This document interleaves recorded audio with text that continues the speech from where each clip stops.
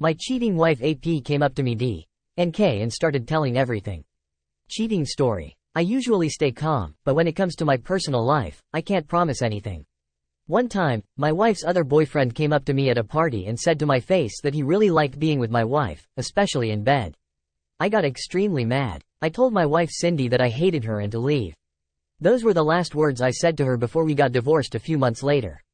I never thought our relationship would end like this. We seemed like the perfect couple, together for 7 years. But then, I found out she cheated on me with an actor while we were at an awards ceremony in Cannes, France. She worked for a big agency that represented famous actors. It was there, with my friends around, that she gave in to temptation and ruined our marriage. I don't want to give attention to the guy who seduced her and bragged about it. Why not? Because some people paid me to keep quiet, protect him, and get rid of her from my life, offering money as compensation. She gave up any rights to our stuff, probably because she got paid by the guy who cheated with her or her boss at work.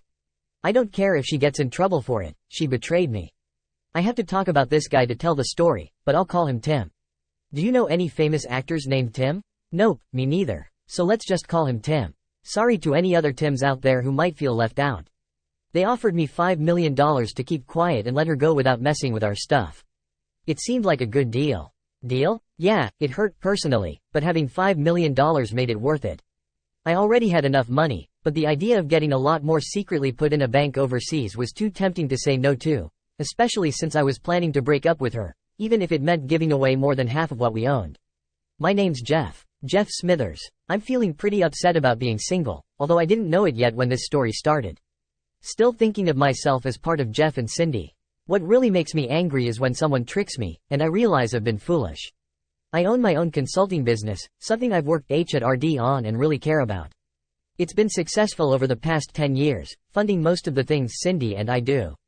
I made sure Cindy signed a paper before we got married saying that my business wouldn't be split between us if we broke up.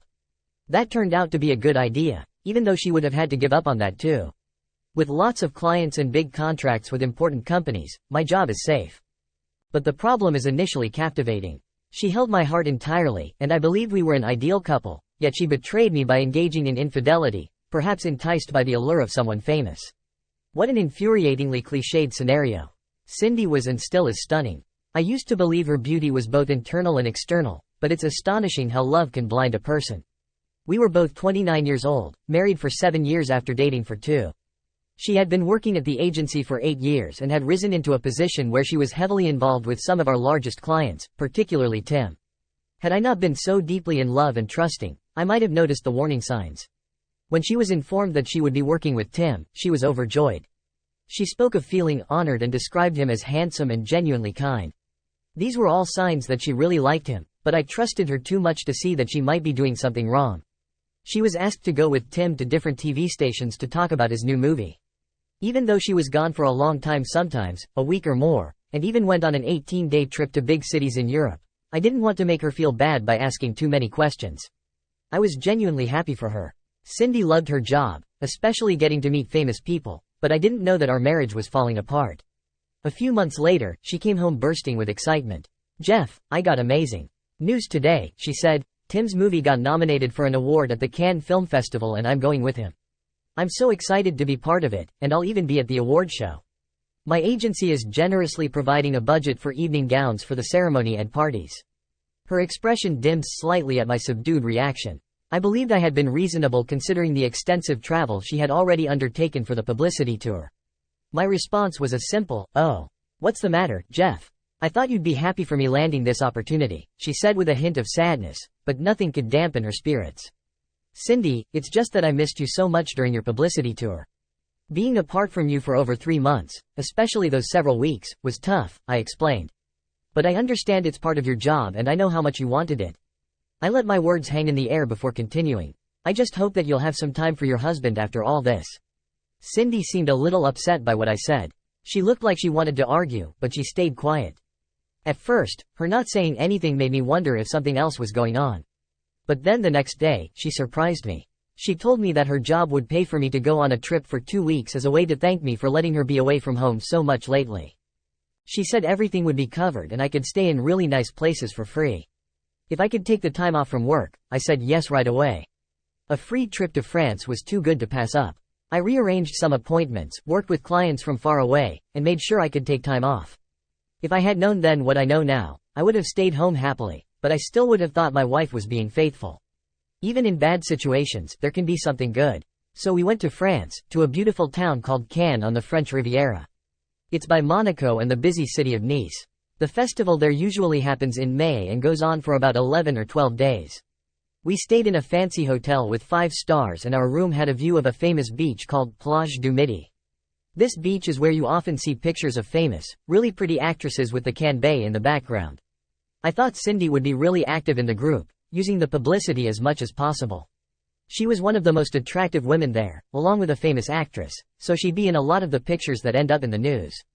I had some work to do online, but most of the time felt like a vacation as I kept myself entertained. I didn't spend much time with Cindy and I wasn't too worried. I thought she was just admiring Tim because he's famous, which is part of her job. But I started to get really worried when she came back to our room to get ready for some pictures on the beach. Essentially, she was meant to serve as a decorative addition to the main actors. We had been there for 5 days and everything had been proceeding as usual. When she came out of the bathroom, she was wearing what I'm afraid to call clothes. In fact, it looked like nothing more than a few strands of dental floss strung on top of each other and barely covering anything. The only thing covering her was a small piece of cloth. Although the material was partially opaque, it was obvious that if it got wet, it would show everything she had to offer. I was taken aback. I had never witnessed it before. What on earth is that, Cindy? You're not seriously going out in public dressed like that, are you? I exclaimed in disbelief. Where did you get that? It's a gift from Tim, he said. It would make the press photo sizzle. It's part of my job here, Jeff. Please don't BL.W it out of proportion, she responded, looking somewhat ashamed but showing no intention of changing. D@MN it, Cindy. I don't want half of France, let alone our friends at home, to see you in that outfit. You look like an adult film actress. I blurted out before I fully thought about my words after my remark. She angrily grabbed something and ran out. I decided to leave Cindy alone and focus on my work. I ordered some simple lunch to our room.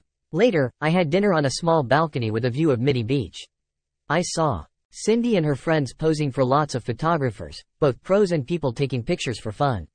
Our balcony was about 30 meters away, so I could see everything clearly, especially Cindy. She mostly stayed close to Tim. I saw him put his arm around her waist a few times, which made me feel uneasy, even though it might not mean anything bad. I kept watching as the photo shoot ended. Some people, including Cindy and Tim, went towards the sea, while others went back to the hotel. The beach was close, so I could see everything easily. Nothing seemed weird at first, but then I saw Cindy walking back on the beach and Tim's arm was still around her waist the whole time. I didn't like what I saw. It seemed like something lovers would do, not what a faithful wife would do. For the first time, I felt genuine concern about my marriage.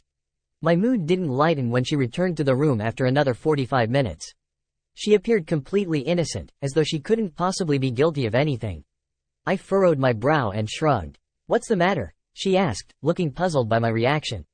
What's wrong? I looked at her meaningfully. My gaze was riveted on her appearance and what I had observed recently. Well, I began. Let me outline the problem in general terms. Firstly, everyone in France can clearly see your body in this outfit, whatever you want to call it. It's obvious to everyone how you look. Before I could finish, she cut in and said, Relax, Jeff. This is Europe. Nobody here cares about this stuff. Besides, I thought you'd like it. We've been apart for so long this year that I decided to wear this for you. I stuck to my point. Cindy, Tim bought this for you. You're wearing it for him or, at best, for work, not for me. And I saw you and Tim walking on the beach. He was holding on to you the whole time. And as if that wasn't enough, you returned to the hotel 45 minutes before you came here. Where have you been? Once more, she blushed with decency before replying. What exactly are you implying, Jeff? What accusations are you making against me? You understand that this is purely professional, don't you, Jeff? I'm simply fulfilling my responsibilities. Yes, Tim may be attractive, but that's where it ends. There's nothing more to it, darling. I'm focused on my work. I chose to hold my tongue. I supposed her explanation was plausible, but it was evident she had spent considerable time with Tim, and their comfort around each other was obvious. Was she exceptionally skilled at her job? She mentioned the possibility of a substantial bonus for her management of Team Tim's affairs. This event marked the culmination of the movie project, and perhaps in a month I'd regret ever doubting her. So, the following day marked a significant moment. It was the evening when the inaugural awards ceremony for his film commenced. I wasn't there as an official attendee. I was merely an extra with no role or involvement in the main events. Cindy looked stunning in her glamorous gown, and my heart raced as she departed for the event. I knew there was a high probability she would be seated next to Tim. I hoped my heart wouldn't break soon. The festival was on TV a lot in France, so it didn't take long for me to see that Cindy wasn't just sitting next to Tim, but also seemed to be leaning towards him. I got even more worried. Tim ended up winning an award, and I got a text inviting me to the after-party. That's when things got bad. At first, it was okay with a few drinks turning into a lot. As it got closer to midnight, some people left, and I saw Cindy heading to the bathroom. Then, Tim came up to me for the first time. We'd never talked before, and I didn't think we had anything in common. But with what he said, I realized we did. He said, "Thanks, bro, for sleeping with my wife. She's been the only one helping me relax for the last few months." It was clear he had too much hole because why else would he say something like that? I really wanted to confront him physically. I'm a big guy, probably 25 pounds heavier and 3 inches taller, and I was really angry. But I wanted to hear more about it, so it was hard for me to keep calm while he was clearly DNK and bragging. "Oh, since we started the promotional tour," he boasted, "I'm pretty. Sure, I've been in bed with her maybe 30 times. Oh man, you'd know what she's doing. You'd obviously envy me. I'm not sure she even tried it with you either, and probably wouldn't have tried if it wasn't for me. So, you still owe me." Out of the corner of my eye, I noticed that she was approaching, but I chose not to pay attention to her, hoping that she would hear what we were going to talk about next. Tim didn't notice her presence, so I turned to him. "Okay, Tim, thanks for telling me that my wife is just another promiscuous woman. Don't you want to get rid of her?" Her expression changed when she heard my question, and she burst into tears when she heard his answer. "No way, buddy. You can keep her for yourself. I can find a woman like your wife anywhere, anytime. She's good as a woman, but nothing more. Why would I be interested in a woman like her? No, buddy, you're in charge of her. But thanks for lending me the time. She's good for a few meetings, but nothing more." I could hear her sobbing, repeating, "No, it shouldn't be like that," when I glanced at her and shook my head. Then, turning back to Tim, I said, "Well, I don't need her either," and then I hit him once, causing him to fall to the ground. Shortly after, the local police handcuffed me and took me away. Looking back, I noticed that Cindy was helping Tim up. He needed to see a doctor for his nose, which was obviously hurt, but it won't change how he looks, which is okay with me. I punched him because I was mad about what he said and he fell down, but then I got arrested. The police didn't want regular people seeking famous actors. The problem for me was that I didn't speak French, but they got someone to translate for me. This happened at 9 a.m. after I spent the night in a cell with the translator. The police asked me about why I hit the actor. I didn't want to answer and asked to talk to a lawyer first. They acknowledged my right to legal representation and returned me to the cell to await contact with a lawyer. Approximately an hour later, I was informed that my wife had arrived to see me, but I firmly declined any conversation with her. It was reminiscent of a scene from the Pink Panther movies, with a Frenchman's nasal H, and suddenly they seemed to grasp the issue. They relayed to Cindy that I refused to speak with her and requested her departure.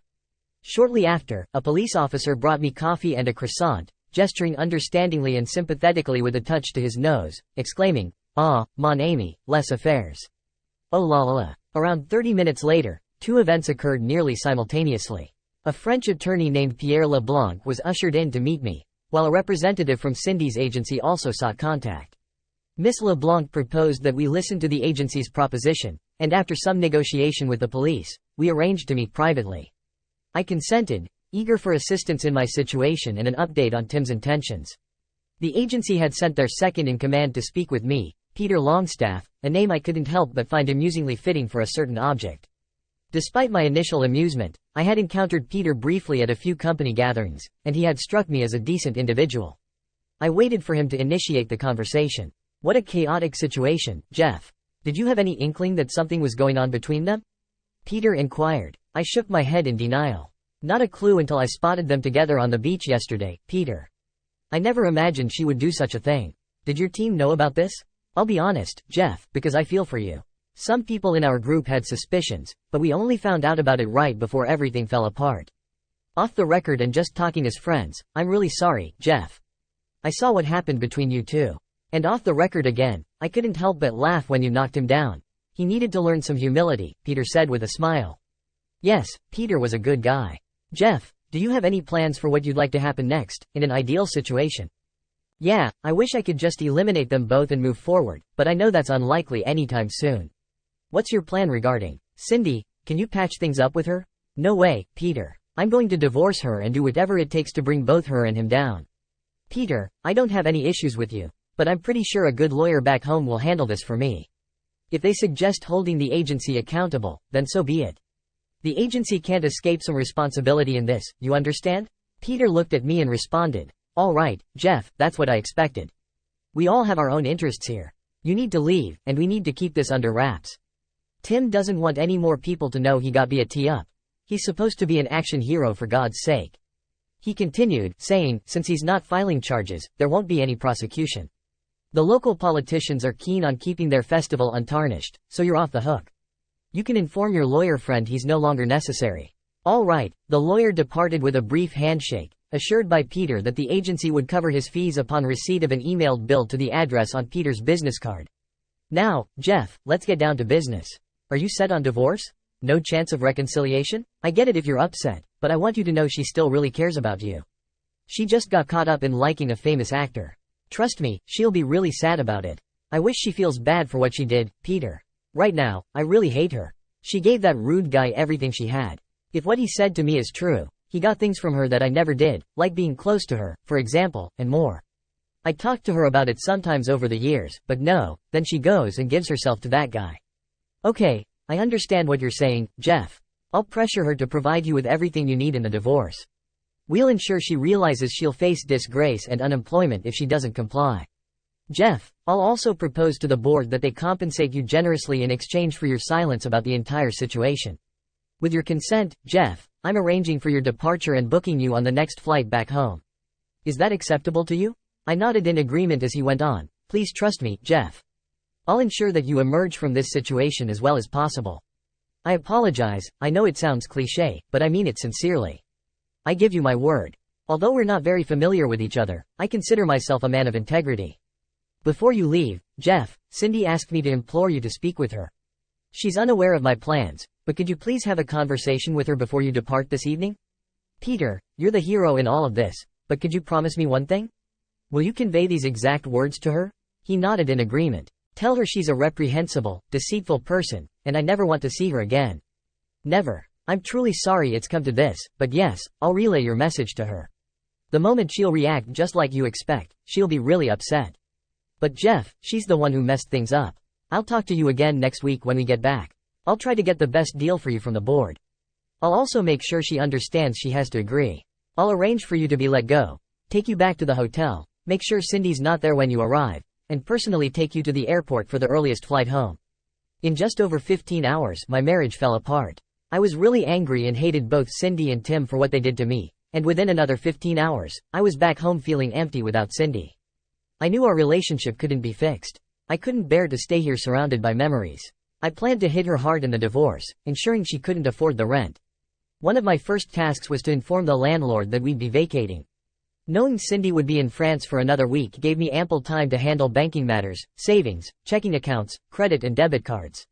Keeping busy with these tasks helped distract me from the pain of betrayal and allowed me to focus on my priorities in the divorce. Despite Peter Longstaff's reputation as a nice guy, I needed to ensure the outcome favored me. Time passed, and before long, I received a call from Peter. Expressing his desire to meet and discuss matters, he mentioned that he, along with a lawyer representing the board, wished to facilitate a swift and uncontested divorce. We convened in my office where Peter introduced the lawyer accompanying him, a pleasant woman named Jeannie A.B. Battle, whom I whimsically dubbed Jeannie in the Bottle, in my thoughts. Even though I joked at first, it was clear that Jeannie from the law firm Sue Grabbit and Run was really smart and nothing like a cartoon character. She was really sharp. Mr. Smithers, I want to apologize on behalf of the agency involved in this agreement for what happened to your marriage. We want to make things right, so we're offering you a good deal. If you agree to sign a non-disclosure agreement, it's basically compensation for what happened. I know Peter might have mentioned something similar before, so here's a first agreement for you to look at. I know your dad knows about law, so have him or someone else check it. But it's really important to keep it secret. If anyone finds out, all the offers will be taken back and your wife might have a tough divorce. I'm not you, just giving you important information to think about.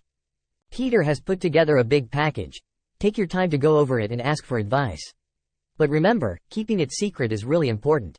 Peter and I are here if you have any questions today. I'm sure you'll find most of the offer good. Also, Mrs. Smithers knows she doesn't have many choices and is willing to listen to my advice, but she wants to talk to you for an hour first. To be honest, I told her it's pointless because you don't want to get back together, but she won't give up. That's her condition, hoping you'll change your mind about being together again. I told her firmly, I know I don't want to see her or talk to her anymore. I'm finished. Peter, did you tell her exactly what I said? Yes, Jeff, I told her your exact words.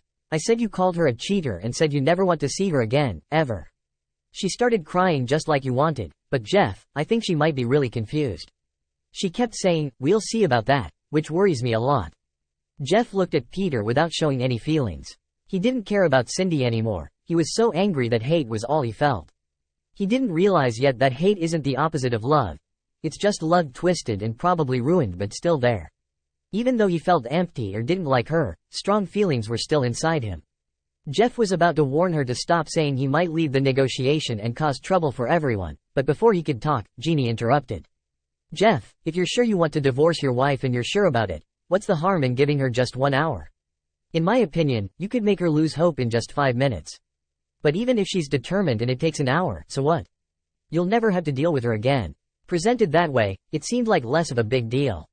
Having resolved this issue, he decided to reconsider the offer and returned to discuss it with a woman whom he called, a woman of dizzy virtue. Jeannie handed him the written offer.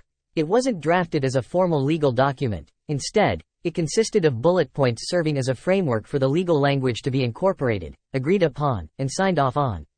Agreement between the agency and Mr. Jeff Smithers. The agency will give Mr. Smithers $5 million if he agrees not to talk about what happened. This money is to make up for the trouble caused by one of their clients and an employee. This payment settles any arguments about what happened. The client Tim feels bad about his affair with Mr. Smithers' wife when he was D&K. He says he won't take legal action about the fight they had because he knows he deserved what he got. The agency will keep employing Mr. Smithers' wife Cindy and give her some money from their shared things. This will help her be independent without needing Jeff's help. Mrs. Smithers agreed to hurry up the divorce, but she wants to talk to Jeff for an hour about why they're getting divorced. This talk has to happen at least 2 weeks before they go to court. It's not too hard to understand, Jeff. We could make it more complicated, but everyone knows it's better to avoid drama. The truth is, no one really wins here, except you because you get money even though you lost your wife. Jeff realized he couldn't get more than what they were offering. He didn't need advice. He even agreed to talk to Cindy for up to an hour, but he told them it wouldn't be a pleasant talk for her. He didn't think she'd last more than 10 minutes, and he told them to let her know she could call his office to set up the meeting whenever she wanted to get it over with. Cindy tried to see Jeff at his office, but they didn't let her in. But she could set up a meeting using the intercom. Jeff told her he'd only meet with her once like they agreed, and she could accept it or not. The next day she came 5 minutes early, but she had to wait until 3 p.m. before she could go in. She tried to hug Jeff, but he stopped her quickly, saying, "Don't touch me, you awful person. Say what you have to say and go." He was really angry, she had been warned. She had tears running down her face as she begged, Jeff, what have I done? Has your heart truly hardened so much against me that even a small display of affection is unbearable? We've shared 9 years of life, Jeff. I'm your wife. I love you, please, Jeff. I was a foolish girl infatuated with a movie star. I know my actions were wrong and selfish. Cindy, what do you expect to happen? I don't love you anymore. Didn't Peter convey my message to you? He relayed your words, hurtful as they were. But I believe deep down, you still love me. We're meant to grow old together, Jeff. Cindy, are you out of your mind? You betrayed me in the most horrible way possible. You've been with him for months. Even the day I saw you coming back from the beach and it took you 45 minutes to cross the road to our room. I'm not naive, Cindy. I know what happened between you and him. Then you came to me as if nothing had happened. You discussed me, Cindy, and I'm filing for divorce. Please, Jeff, I'm begging you. I made a mistake, but I love you with all my heart. Please give me another chance. This is your only chance, Cindy. Just tell the truth and let's see where it leads. Your arrogant lover bragged to me about what happened in his bed, something you never did to me. I want to know, so I'm going to ask and you're going to answer with a simple yes or no. Did you sleep with him at the beginning of the promotional tour? Yes, but just a yes or no. No comment. Did you let him do things to you that you never did to me? Yes, she quickly admitted. But Jeff, he's famous and good looking, so of course you'd do anything for him, right? It all makes sense if you don't have any smarts or self-respect. Is that what you've become, Cindy? A mindless puppet who let a famous person control you because he's famous? Do you get that, Cindy? Love was in the past, love is over, gone, and won't come back. You make me sick, and you know what? You heard me tell him to leave you because I don't need you, and you heard him say he could easily find someone like you anywhere. Do you understand? You mean nothing to him, just a disposable toy that he can use and throw away. Jeff, this is unfair. You agreed to give me an hour to discuss our marriage, but all you're doing is yelling at me and acting. Something within me shattered. An intensity of rage and betrayal I had never known surged through me. I wanted to inflict pain upon her, to see her grasp the reality that our relationship was over. Yet amidst the growing hatred, the poignant ache of love for her still pierced me, creating a turmoil that felt capable of consuming me entirely. Get out. I despise you. I spat, seething with contempt. She sobbed, her anguish palpable, and fled through the door. Several months later, I encountered her again, this time at the courthouse. Her lawyer had reached out, claiming she accused me of shortchanging her during our allotted hour. She acknowledged the inevitability of our separation but sought closure, insisting on a chance to speak with me after the divorce proceedings. It seemed inconsequential, a mere half hour, but I relented. After all, once the divorce was finalized, there would be little left to discuss. Attending the final decree was the least I could do, though I felt I owed her nothing. It was simply a gesture to ease the path forward. In the months that came after, my anger went away and was replaced by a sad feeling of accepting that something that was once really important to me wasn't important anymore. Sometimes I drank a lot to try to forget the feeling of regret about breaking up with her. Some close friends talked to me about getting back together. They said we were good together and suggested that starting a family might make things better like they were before Tim got in the way. They begged me to give her another chance and said she really loved me.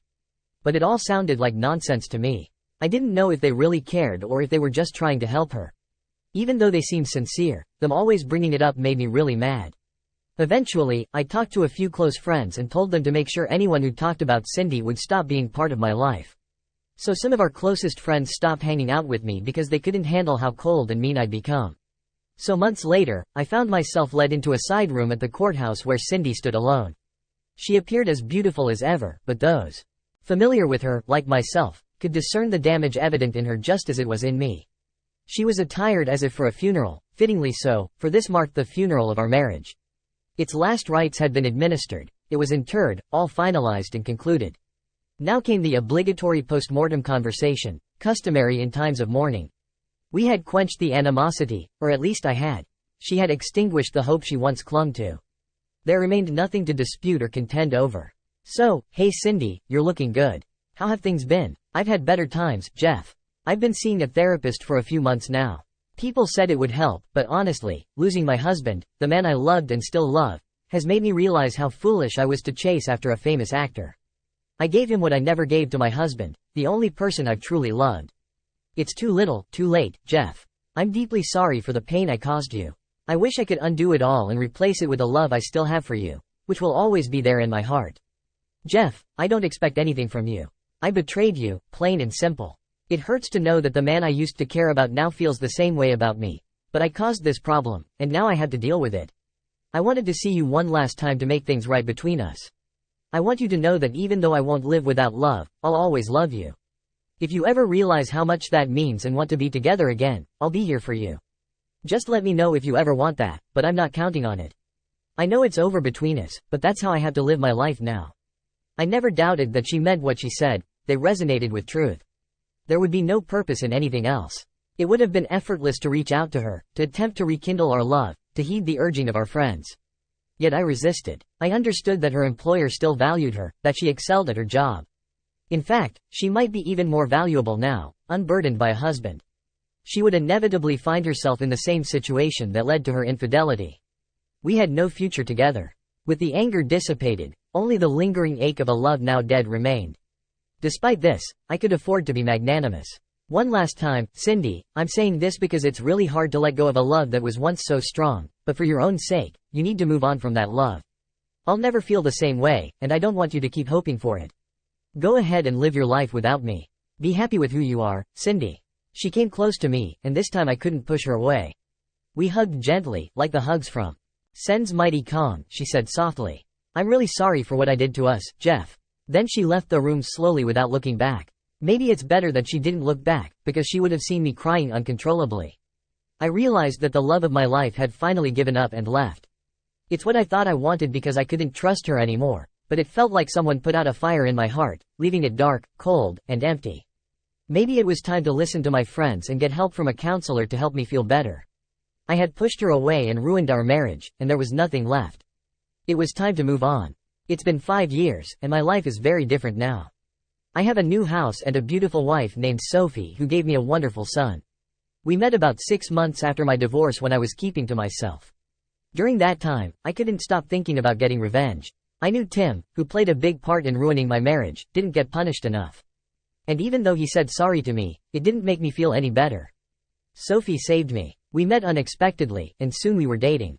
For a year until I asked her to marry me. Am I happy? Yes, very much. That's more than I can say for the people who ruined my old life. My ex-wife had a job for a while, but then she messed up. She cheated with a coworker, and they got caught at the worst time possible. Even after she got another chance at work, she didn't do well, so she got fired without anyone feeling sorry for her and had to move far away. I don't know how she's doing now, but since there's no news about her, it's probably not good. As for the actor, it looks like he's not as popular as before. After he broke up my marriage, he broke up a few more marriages, causing a big scandal. And if you believe some rumors, he's now facing some serious health issues because one of the women he spent time with wasn't healthy. In the end, everyone got what they deserved, and karma did its thing. Life keeps moving forward. Second story. My husband of 10 years slept with my friend. Burner account for obvious reasons, so let me preface this with the fact that we have had a three-way with this friend in the past, and they had not had intercourse fully, but other stuff happened between the three of us. All but fine with them engaging if all parties are present. Last night, friend came over.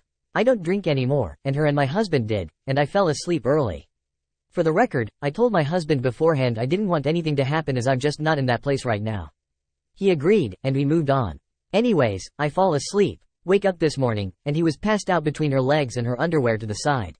You get the picture. Immediately wake him up. I know they were highly because the fridge was left open, front doorhouse was a mess, etc. But I've seen them both drink more.